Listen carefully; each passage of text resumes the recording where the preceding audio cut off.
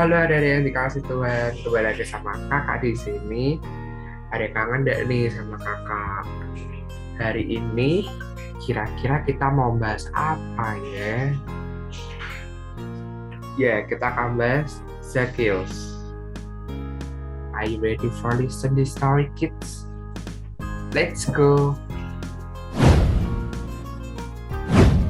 Kota Yeriko tinggallah seorang kepala pemungut cukai yang bernama Zacchaeus. Ya, pemungut cukai pada zaman itu sangat dibenci oleh banyak orang, termasuk pimpinan dari bangsa Yahudi. Ada dua alasan mengapa jabatan sebagai pemungut cukai sangat dibenci oleh banyak orang. Ada yang tahu nggak ya kira-kira kenapa?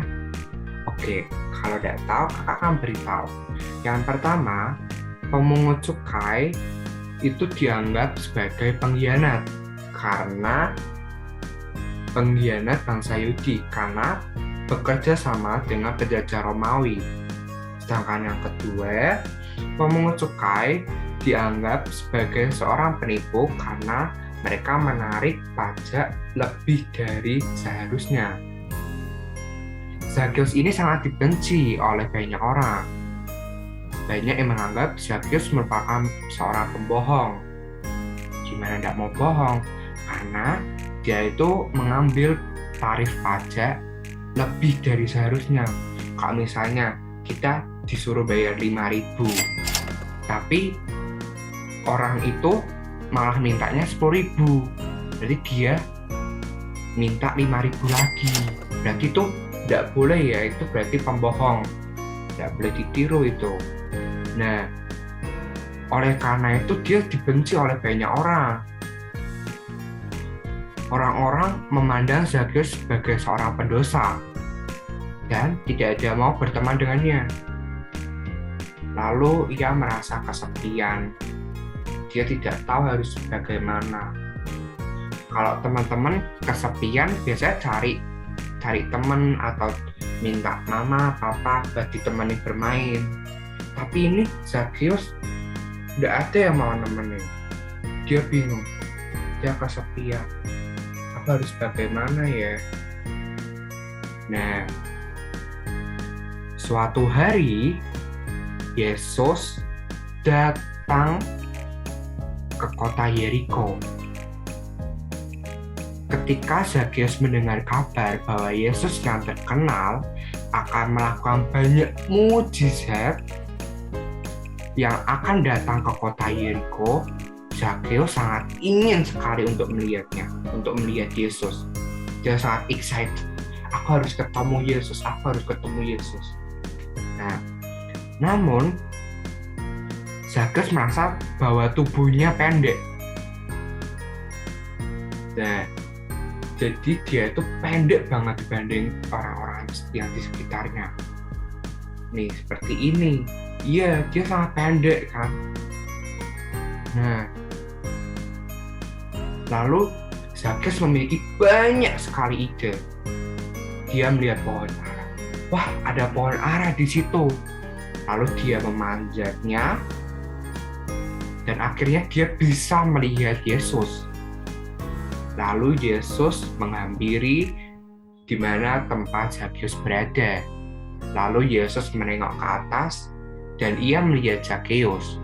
Lalu Yesus berkata, "Zacchaeus, turunlah, sebab hari ini aku harus menumpang di rumahmu."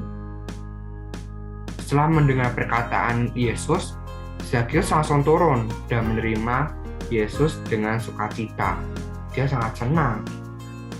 Tapi banyak orang di sekitar yang bersungut-sungut dan berkata, "Mengapa Tuhan harus tinggal di tempat orang berdosa ini? Ih, tidak sudi gitu. Tidak mau temenan sama orang berdosa. Kenapa ya Tuhan mau?" Gitu. Nah, setelah berbincang-bincang, Zacchaeus dengan Yesus, Zacchaeus berdiri dan berkata kepada Tuhan, kalau setengah harta miliknya akan diberikan kepada orang miskin dan di sekitarnya, Zakheus akan mengembalikan 4 kali lipat. Misal, kalau kakak punya satu harta, nanti Zakheus akan memberikan 4 lagi. Berarti kakak punya berapa? Punya 5 harta. Wah, banyak ya. Nah, kedatangan Yesus bukanlah sebuah kebetulan. Tuhan yang lebih dulu mencari Zakheus. Tuhan itu mencari Zakheus dengan tujuan Ia datang untuk memberi kesempatan pada Zakheus untuk melihatnya dan mengizinkan Zakheus untuk mengalami jamahan belas kasih. Tuhan datang untuk mencari dan menyelamatkan Zakheus.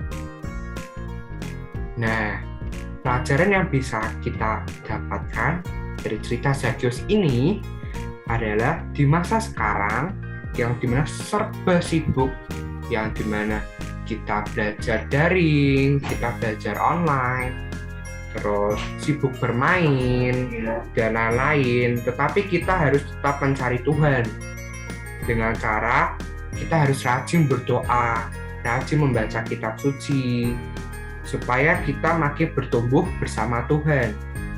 Dan kita harus menerima Tuhan di dalam diri kita. Tidak hanya itu, kita juga harus berubah dan menjauhi dari perbuatan dosa. Jangan berbuat dosa lagi, karena dosa itu adalah hal yang sangat dibenci oleh Tuhan. Nah, akhirnya sekolah minggu sudah selesai nih. Jangan lupa ya adik-adik, terus berdoa, membaca kitab suci, mari kita menjadi pemenang di dalam Tuhan. Stay healthy and bye. See you.